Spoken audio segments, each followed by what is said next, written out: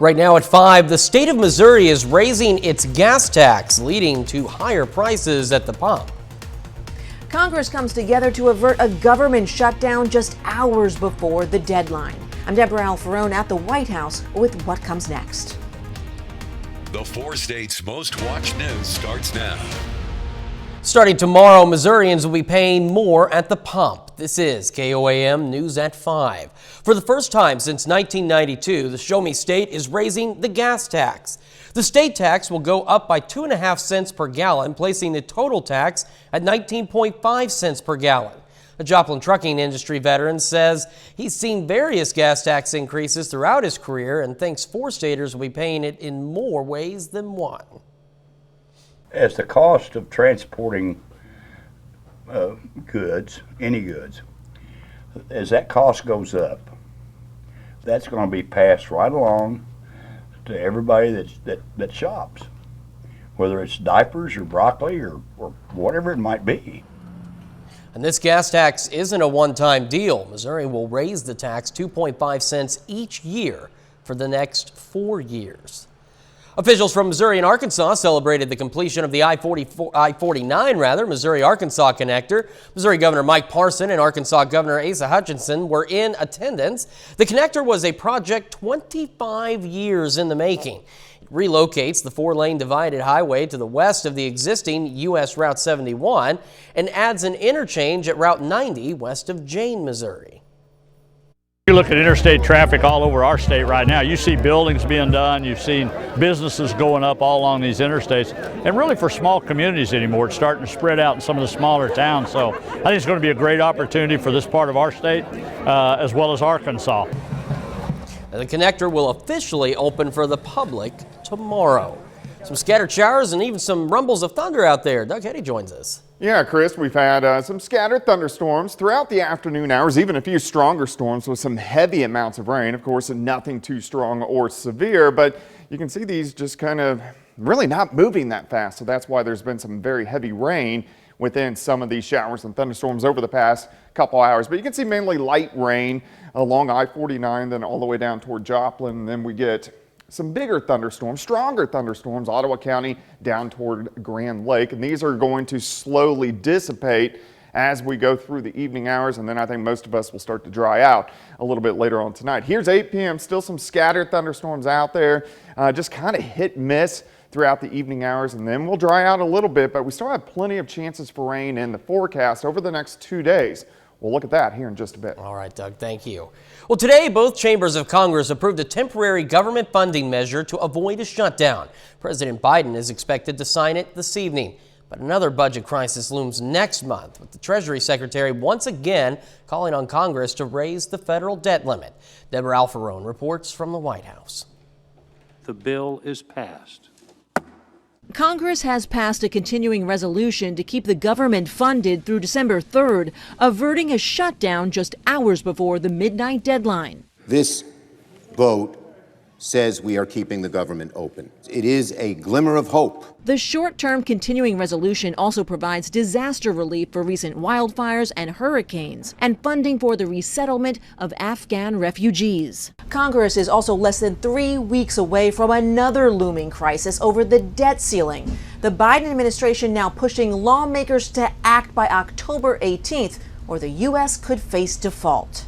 Thursday, Treasury Secretary Janet Yellen again sounded the alarm on Capitol Hill before a House panel. The full faith and credit of the United States would be impaired, and our country would likely face a financial crisis. Twice this week, Senate Republicans have blocked procedural actions brought by the Democrats to suspend the debt ceiling. Their unified Democratic government is fully capable of fast-tracking a debt limit increase on their own. The House has approved a clean debt limit suspension through the end of 2022. Senate Democrats say they may try to bring that measure up for consideration sometime next week. Deborah Alfarone, CBS News, the White House.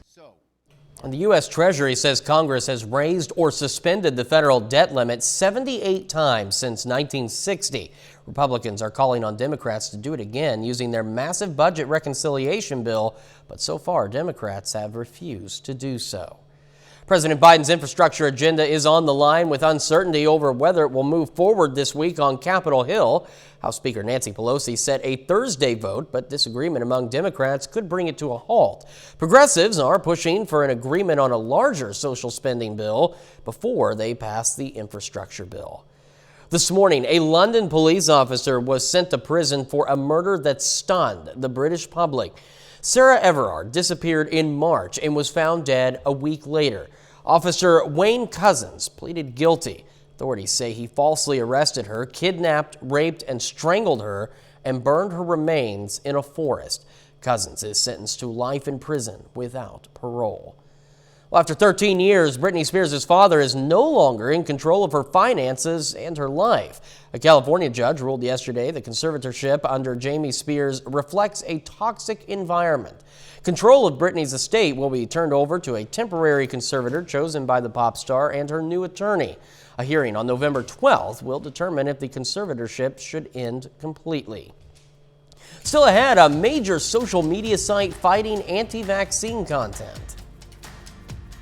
YouTube starts a major crackdown on vaccine misinformation. I'm Naomi Ruckham with what will and won't be banned online. And next in Health Watch, strength training can help reduce your risk of developing diabetes. Topping today's Health Watch, COVID booster shots don't appear to produce side effects more severe than a second dose.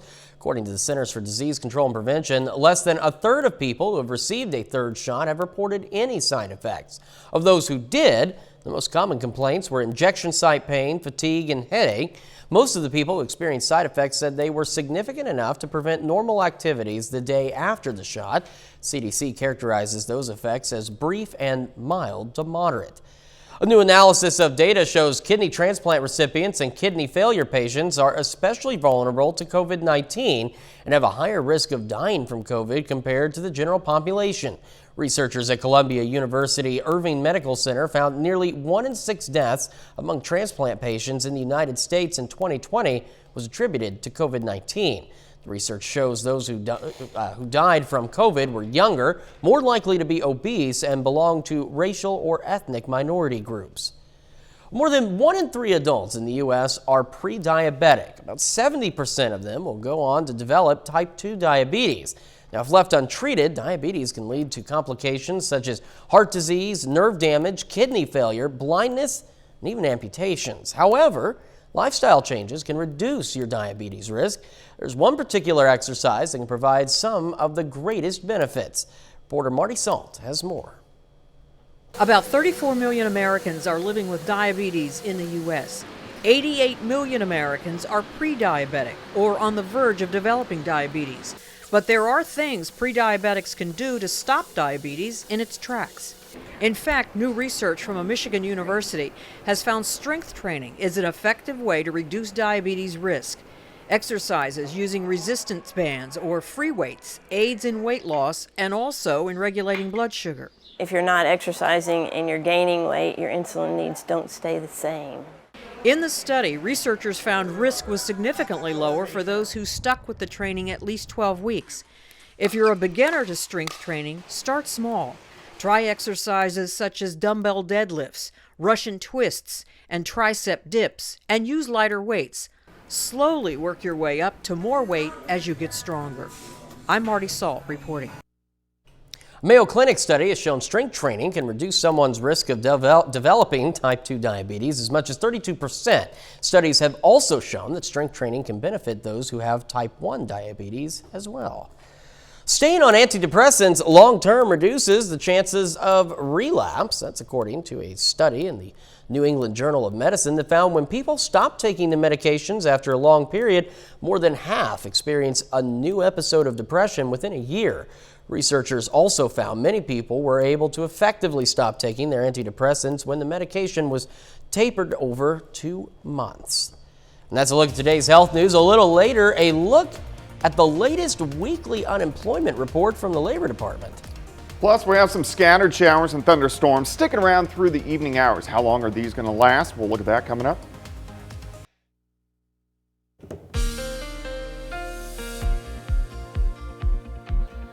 Well, Well, it's turned out to be kind of a crummy afternoon with scattered showers and thunderstorms, but we actually need the rain, so we'll take it. We haven't had heavy amounts of rain since about a week and a half ago when we got that one big batch that rolled through. But this afternoon, we've had scattered showers and thunderstorms across the region. Some of these storms a little bit stronger, some thunder, some lightning, nothing too strong or severe, but we have gotten some pockets, very heavy amounts of rain as we've worked through the past few hours. You can actually see kind of two bands kind of coming together, and then they'll start to redevelop a little bit on top of us. This is just a weak little upper level wave, so it doesn't have a lot of movement with these storms, but we are getting some pretty good amounts of rain within some of these storms. Southeastern Kansas, not too much going on. These are mainly along the state line. Then as you work into northeastern parts of Oklahoma, if we zoom into the metro from Neosho to the west side of Joplin up through Carl Junction and Pittsburgh, we have some light showers. But if you work down into Ottawa County, Miami, Afton, Fairland, then down toward Grand Lake, pretty good cluster of showers and thunderstorms ongoing at this point in time. These are going to just kind of fizzle apart and then redevelop, fizzle apart and redevelop over the next couple hours. Again, it's not widespread, but we are going to have those scattered showers and thunderstorms sticking around as we go through the evening hours. In fact, let's go through time. Here's 8 p.m. At this point in time, most of the scattered thunderstorms in the area that is not getting rain right now on the Kansas side. But as we continue through the overnight hours, you can see these are just kind of hit and miss. This is about midnight. Let's continue after midnight. Most of these start to dissipate. So I think after midnight, most of us are going to be dry as we go into the morning hours for us tomorrow. Temps, a little bit cooler. We did warm up into lower 80s, but cooler now with the clouds, the showers, the thunderstorms.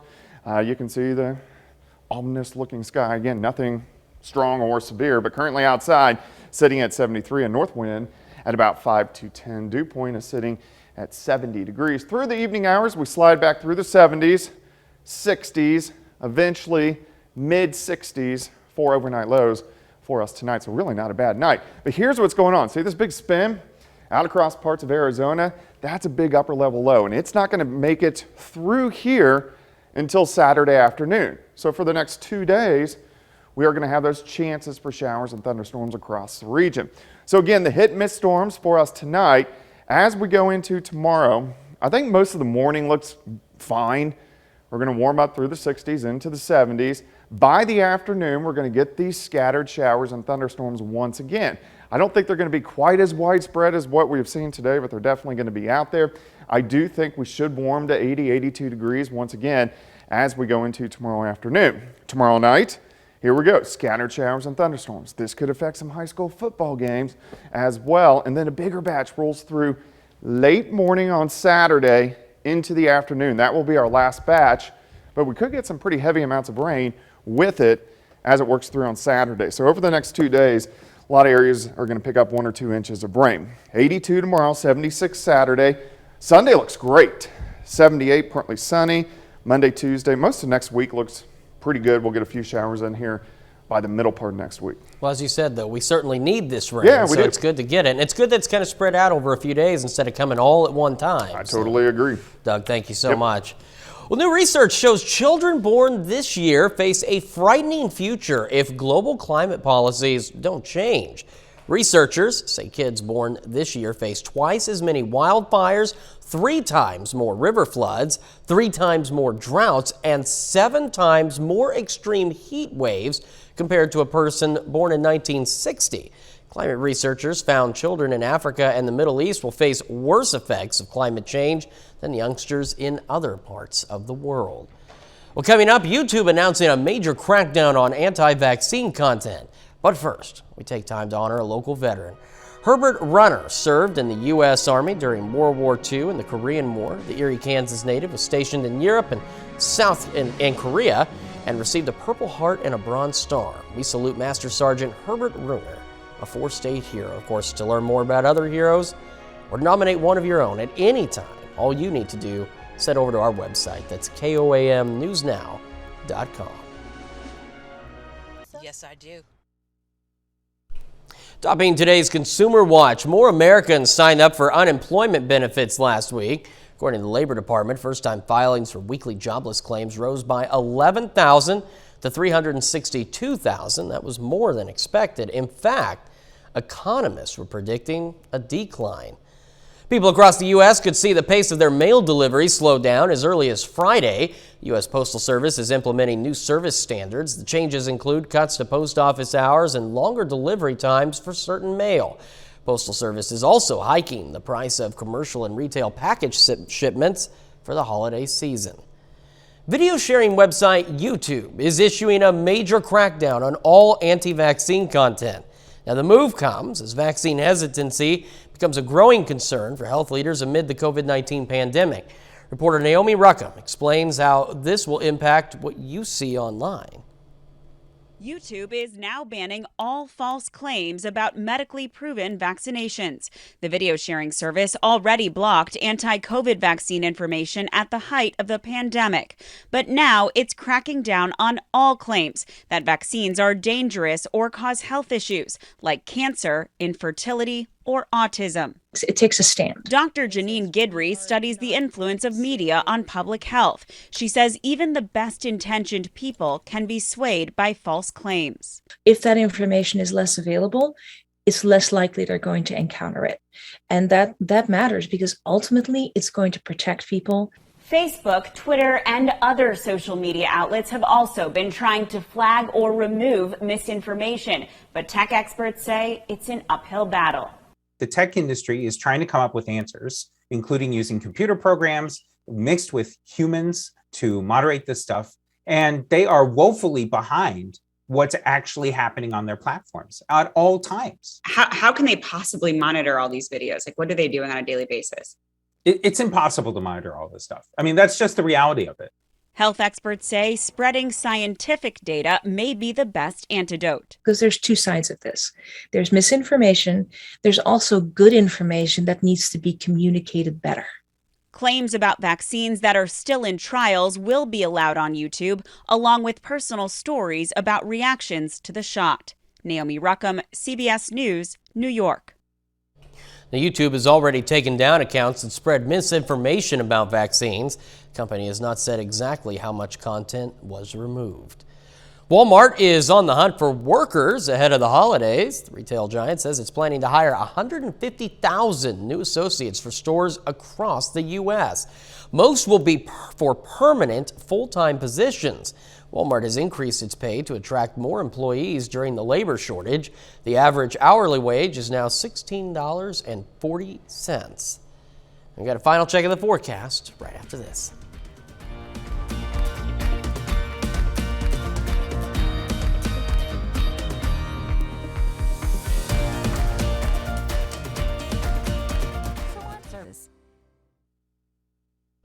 CBS Evening News is next. Then on KOAM News at 6, details on a police chase involving a stolen vehicle that crossed from Kansas into Missouri.